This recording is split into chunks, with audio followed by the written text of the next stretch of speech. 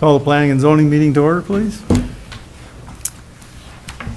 First article on the agenda is to approve the agenda and the meeting minutes from our last meeting. Everyone good with the agenda? Meeting minutes? I'll move to approve. Move to approve. A second? Have a second? Aye. Discussion? All in favor? Aye. Aye. Thank you. And moving on to ongoing business. The Little Creek Woods preliminary plat. Thank you, Mr. Chair. Maxwell? This was an item that was first heard at the July 29th meeting where the public hearing was held. I did not repost the whole packet, but I hope that information is still fresh in your minds. Again, we didn't receive any verbal comments at that public hearing, but after the discussion, the Planning Commission wanted to provide some time for some updates and corrections to be done, as well as provide the applicant some time to incorporate some of the feedback from the Planning Commission into their final proposed documents. So largely that has been done. The applicant, we spoke about the road crossing over the creek, and of course, that's not working. Because I didn't watch this, guys. I got there. You had to turn it on, turn the clicker on, step one. So this is the updated preliminary plat. Staff had a meeting with the applicant and their surveyor last week, and some clarifications were added to the preliminary plat phase to add better communication and clarification for the future. So the bluff feature is still marked on there, but has been corrected to say that it is a potential bluff feature. Staff actually feel that it probably is not a bluff, but we just have not had time to get out on site and verify that it's not a bluff. So at this point, it's just being called a potential bluff feature, and that can be clarified as needed on a permitting basis, but regardless, it wouldn't affect any of the building sites if it's not a bluff. Additional clarification, the corrections made from the surveyor, the peer survey review have been incorporated into the preliminary plat, and the homeowners association documents have been updated to incorporate more details for future property owners about wildfire mitigation. And the crossing over the stream is proposed to be a bridge now. So that was, I think, all the boxes have been checked on some of the edits and details that was desired, and staff feel pretty comfortable with the final product that's been proposed. All right. And we're done with public comment, right? Yep. Okay. I had one question on the HOA that I read as it was revised. Is there anything, in the way I read the HOA, does it prevent someone from like doing a home, daycare or latchkey? Nope. No. It's still subject to the same FAR3 zoning provisions. Okay. And so anything that would trigger a conditional use permit, such as a home business, would operate similar to any other FAR3 zoned parcel. And a home occupation, I'm clarifying both these because either of those could be relevant for that type of activity depending on the size and scope, would also be a permitted use in the FAR3. So none of the FAR3 zone district permitted uses are any different, and I will say that because of the quick turnaround time, our county attorney didn't have time to do a formal review of the HOA documents, but based off of what staff have read through, we haven't seen any issues with it. You agree? I agree. Okay. Thanks. Just knowing that we're looking at affordable housing, and daycare is one of those other components that we've been talked to about from different agencies, and just wanted to make sure we weren't locking ourselves out of an opportunity, if it comes along. Any other questions or discussion from the board? You were good with the stormwater Yep, management? Yep, everything looks fine, yeah. Good. That's important. You're good with that? No, I don't have any questions. That we're down to just whether we approve or not? Yes, and Given there the were conditions? listed conditions in the July 29th packet. Mhm. Yeah, and I think the big discussion we had on that was around the Firewise type decision processes. And I saw that was taken care of as well. Yes, just give me 1 second here.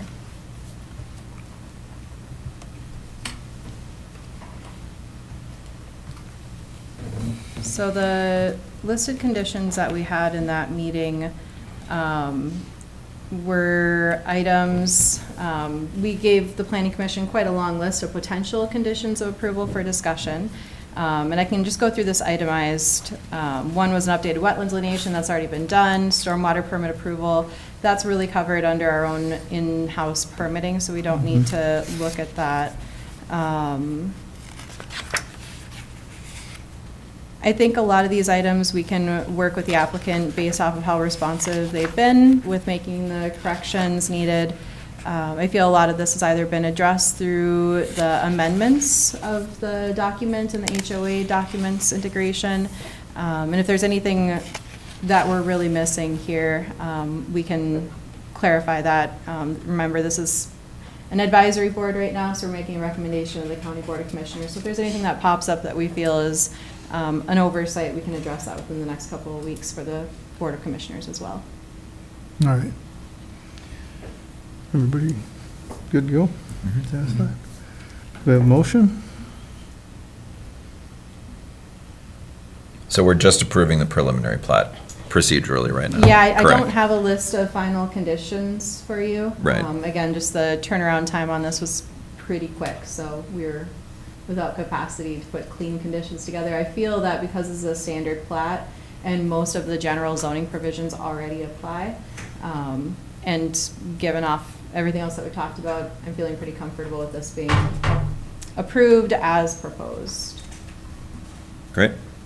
I would make a motion to recommend approval to the county board of this preliminary plat, seeing that a lot of the conditions we spoke of at the last meeting have been addressed, and bearing in mind staff has acknowledged that there's time to address any loose ends prior to the county board seeing it. Okay, I'll second that motion. all right, thank you. All in favor? Aye. Aye. None opposed? Thank you. Thank you. Right. The next item for you is the final plat. Again, the preliminary and the final plat can be heard and approved at the same meeting, provided that the preliminary plat held the public hearing at a previous meeting. And so that is what tonight's meeting is. And so on the screen is the cleaned up version of the final plat for the Little Creek Woods plat. And again, this is not a public hearing for the final plat. Typically, this would be the opportunity to review any comments that were done in the preliminary plat and make sure those corrections or edits were integrated into the final plat phase, or any conditions needed. So.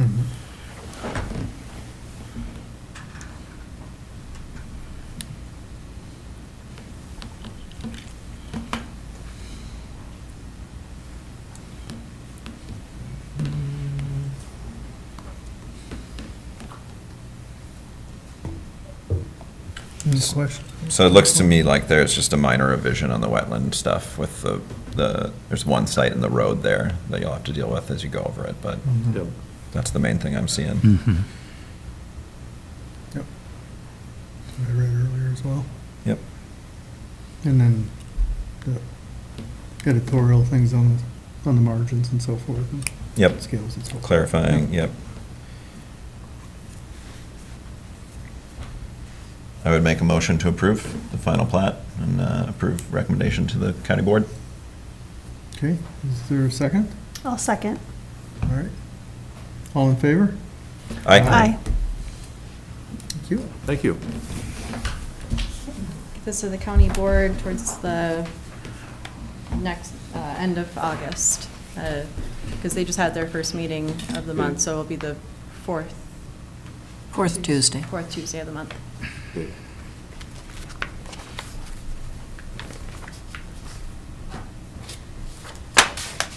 All right, the next item on the agenda is the David Bartz rezone request. This is a request to rezone 15.9 acres from the light industrial zone district to the forest agriculture residential FAR3 zone district. The property is currently zoned light industrial, and the light industrial zone district has a 2-acre minimum lot size requirement, and the FAR3 zone district has a 5-acre minimum lot size requirement. The applicant requests to conduct this rezone. The proposed use of FAR3 the proposed use of the property would be to be able to sell it for residential development. FAR3 is generally considered a less intensive zone district than the current light industrial zone district. For background and site conditions, the parcel is currently undeveloped and located between Hedstrom's Lumber to the north and another privately zoned light industrial property to the south. East and west of the property are properties under private ownership zoned FAR3. Originally part of Hedstrom's Lumber, it was sold into private ownership in 2021, has not been utilized for industrial purposes. This property offers direct access to County Road 60. On the screen is the area zoning map. The subject property is in the light blue outlined color, and County Road 60 is on the west or on the left side and hugs around to the south. So you notice that there's one more light industrial zone property immediately south of this parcel.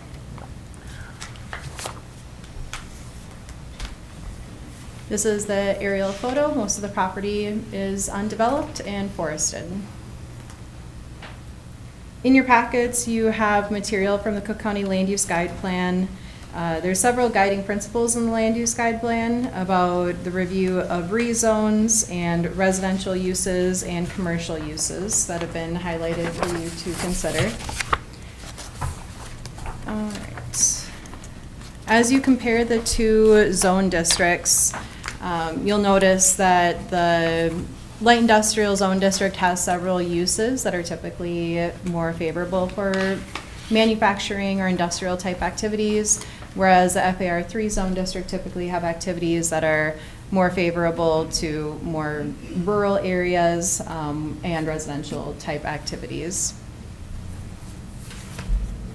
There's also several more conditional uses in the FAR3 zone district as compared to the light industrial. So the FAR3 zone district is typically characterized as a larger lot size with more potential types of uses that would be favorable for it.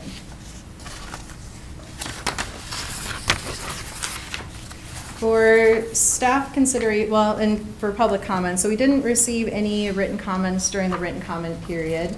We did receive a couple of comments after the comment deadline, unfortunately. So those individuals were recommended to come to the public hearing in person tonight to be able to submit their comments. For staff recommendation for consideration, the Cook County zoning map reflects the county's development patterns and is intended to align with the goals and policies of the county's land use guide plan.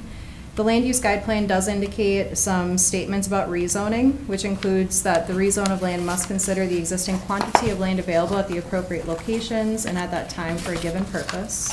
And also that rezones must evaluate the impacts on, but not limited to, the relationship to the land use plan, benefit of overall community, adjacent use, air and water quality, traffic generation, public safety and health, area aesthetics and economic impact on the area.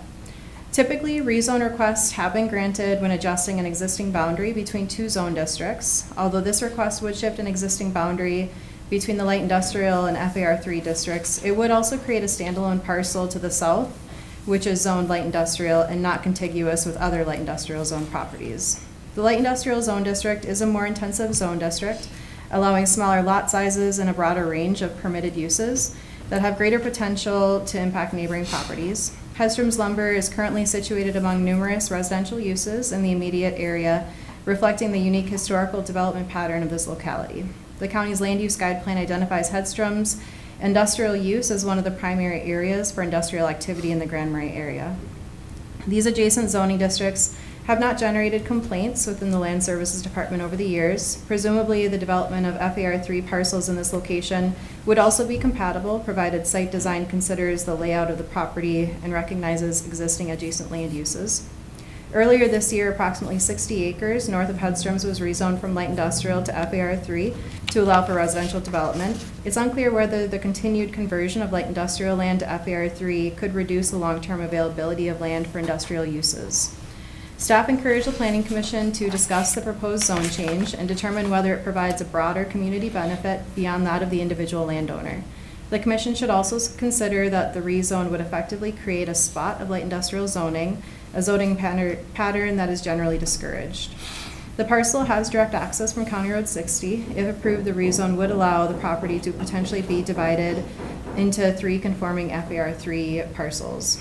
Overall, staff find the proposed rezone problematic for the following reasons. Number one, the rezone would create an isolated 8.3 acre parcel of light industrial zoned land to the south. This would create an inconsistency in local zoning patterns, which generally is discouraged spot zoning. And also, number two, staff encouraged the Planning Commission to consider the broader trend of rezoning land in this area from light industrial to FAR 3. Is there a greater community benefit in retaining light industrial zone land for future industrial development or in allowing additional rezones to FAR 3 for residential development? An update to the county's land use guide plan may be beneficial in evaluating this broader policy question.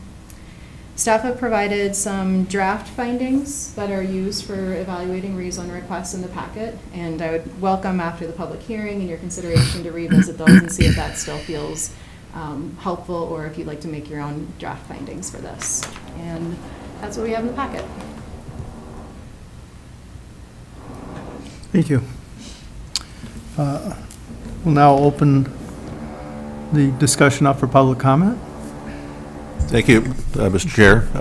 Committee, my name is Howard Hedstrom. I'm not a joining property owner, but close. And I'm one of the ones that submitted some comments that was too late to be included in your packet. But overall, I'm supportive of the rezone. I'm also in possession of a letter that my daughter and her husband, who owns the adjacent southern property, owns, and I'd like to read that. My husband and I own parcel 53-234-4450 on Maple Hill County Road 60. We are intended to change the zoning to residential, but have not yet submitted the application. However, we are supportive of the other zone changes in the neighboring properties. Dave Bartz and Howard Hedstrom are also residential. So I'm personally in favor. My daughter, I sold Joining property owner, previously the properties that Dave has now, and my daughter, who's, if you go back to the map, is right south of that. So with her intentions to hope to rezone that to residential, it will not create an island. And I also had conversations with Mike Larson, who's the listing agent, the properties for sale that Dave has, and where he has had many inquiries for residential, he has had no inquiries for light industrial use. So with those facts in mind, I would certainly support the zone change. And I guess I'd also suggest if that is not a decision you want to make, I would hope you could table it. I could encourage my daughter Betsy and her husband to apply for a rezone and bring that up so you could look at 2 zone changes together at your next meeting. But, just know that that's an intention to happen. And like all people that were born in Cook County, she has a little hankering for the old sod, you might say, and likes to own property here and has designs to build here eventually. And just, with her raising a young family is not at a point in her life where she can do that yet, but certainly intends to. So, thank you. Thank you. Are there others that are here to offer public comment? Please state your name and address. I'm David Bartz, 74 County Road 60. The other, on top of what Howard said, this land is already sold and it's contingent on this land change because the people that are looking to buy the land would like to build a home there. And so they were not wanting the light industrial, they wanted me to change it to FAR 3 before we finish the sale, but it is contingent on this change right now. So that was, just thought I'd add that to the list. Okay. Okay, Anything else? that's it. Okay, thank you. Thank you. Is there anyone else that would like to offer public comment? Seeing none, we'll close public comment. Board, thoughts, considerations? I know that I can offer having been here for over 3 years now, I think. We did have urban planning development come in and present to us some years ago, and some of the key things that are impacting the county are the availability of affordable housing. And part of that, or a significant portion of that, is driven by the fact that 93% of this county is public property, either federally or state-owned. So it's not accessible as private property to be sold for a home building. So that has a great impact on folks in terms of being able to get into homes. I take staff's comment about the light industrial being really focused down on the lumber yard in this particular location. How much industrial out on the west end land do we have? Is that heavy industrial where the power plant used to be and so forth? Right, in Schroeder, there is some industrial zone land. So, and I gather Hedstrom lumber existed long before any of this became a discussion on light industrial versus our other zoning things. I can't quite hear you, what? I said, I gather that the Hedstrom lumber has been there far longer than any of these zoning Yep. aspects, okay. Right, and our zoning pattern was initiated to reflect the current uses of the lands and also guide future development. So we have a lot of light industrial spots throughout the county where we have old junk yards, salvage yards, and then, down in Tack Harbor. But they're pretty discrete locations. Okay, thank you. Very helpful. Any other comments or observations that I would say that. discuss as we look at balancing? Yeah, I would agree with what you just said and say that I'm generally supportive of it. I think it does actually match the pattern of how the land is being used around the mill. I mean, it's quite Right. residential up there, and we've just approved a plat to make it more residential up there. And so I think the intended industrial use is occurring there, and we have need knocking on our door for residential. So that's where I'm looking. I do acknowledge the island that this would create. I think it's an interesting thought to table it, to have both of these come so that we don't create a spot zone. That's worth considering, but I don't know if I need to hang it up on that either. So I'd be open to hear other people's thoughts. I mean, I had the same initial reaction, that isolated parcel. But if the current owners, as Howard's saying, are considering rezoning, that potentially reduces that concern on my part. Yeah, I agree with everything. I see no reason why we couldn't approve this. All right. Yeah. In general agreement with you. We look at, let's go through some of these potential findings. Let's talk through those.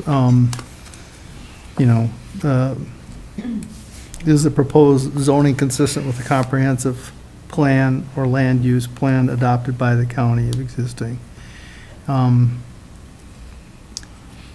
don't disagree with staff's finding. I'm just looking at it from what are we valuing?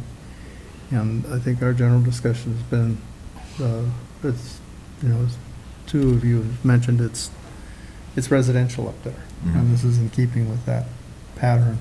It seems to recognize what's actually starting to happen on the ground out there. Right. You know. Right. So, and I just, that with the emphasis that's been put on affordable housing, this helps by adding more lots to the inventory that are available. Has a mistake been made? I agree there was not a mistake made in the original zoning. Staff's statement is accurate as any. Does there exist a clear public need for benefit from additional zoning of the type proposed? That's where I think there is a community need and a significantly, there's just a significant need for buildable lots. And this gives us an opportunity to increase the inventory for the county.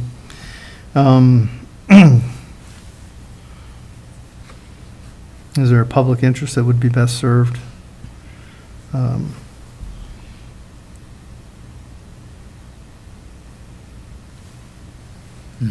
The residential development potential keeps coming to the surface all the time. Right, and in the other part too, agree with the public comment right there, it's just, we're not having people come in front of us asking to put in an industrial site. Right. We haven't been getting requests for that, and it just seems to be that, but we have been getting so I don't disagree with staff's observation, but I'm just of the opinion that our recommendation to the commissioners is more in keeping with what is that the public is and the people are currently asking for. In case of a down zoning, which change in zone district from higher, more intensive use to lower, less zone for residential development according to Cook County subdivision, provide for reasonable use of property. I agree with that. So, thank you for your time. I want to discuss that because it'll make it part of the record. You know, we considered these things and looked at it. Do I have a motion? Is there any further discussion, I should say first? No? Do I have a motion?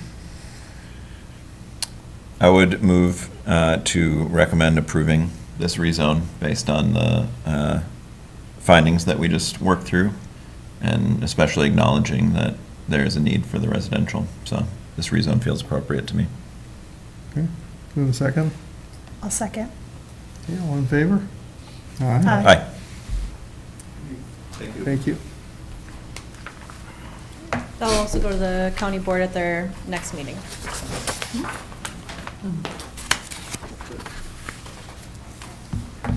I'll motion to adjourn the planning commission meeting. Second? Second that. All in favor? Aye. Aye. Planning and zoning is adjourned. Thanks.